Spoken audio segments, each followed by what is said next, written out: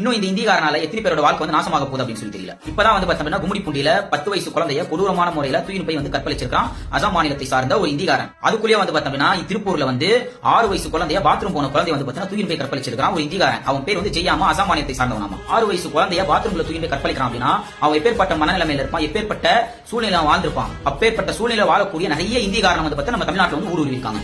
ஆக இவங்களுக்கு எல்லாருக்குமே வந்து பார்த்தோம்னா தாய்க்கும் தாரத்துக்கும் வித்தியாசம் தெரியாத நிறைய இந்தியக்கார பாடுங்க இன்னும் தமிழ்நாட்டில் வந்து சுத்திட்டு இருக்கு. அந்த 6 வயசு குழந்தைய பாத்ரூம் தூக்கி போய் கற்பழிக்கும் போது அந்த குழந்தை எப்படி எல்லாம் அழுதுருக்கும். நான் என்ன விட்டுருங்கனா அப்படின்னு சொல்லி எவ்வளவு கதறி இருக்கும் அந்த குழந்தை. அந்த கதறல கூட கேட்காம அந்த இந்தியக்கார பாடு வந்து பார்த்தோம்னா அந்த பாப்பா வந்து பார்த்தா மிக பொறுமையான முறையில் வந்து பார்த்தா கற்பழிச்சிருக்கான். சோ இந்த பாப்பா வந்து பார்த்தோம்னா ஸ்கூல்ல வந்து இந்த மாதிரி நடந்திருக்கு எனக்கு அப்படின்னு சொல்லி ஸ்கூல் டீச்சர்ஸ் கிட்ட ஹெட் மாஸ்டர் கிட்ட இத பத்தி வந்து சொல்லிருக்கு.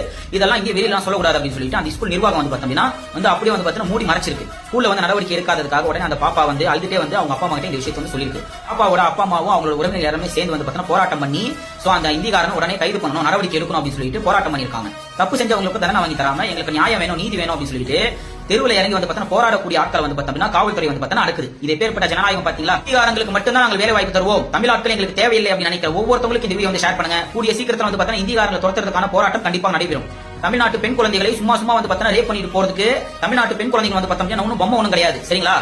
இந்தியக்காரங்களை வெளியில துரத்துங்க, இல்ல அப்படின்னா நாங்க துரத்துவோம். வட இந்தியனை வெளியேறி என்ற இயக்கம் கூடிய சீக்கிரத்துல ஜல்லிக்கட்டு போல வந்து பார்த்தா ஒரு பெரும் கூட்டமாக மெரினாவில் கண்டிப்பாக கூடுவோம். இது கண்டிப்பா நடக்கும், செஞ்சு காட்டுவோம் நாங்க.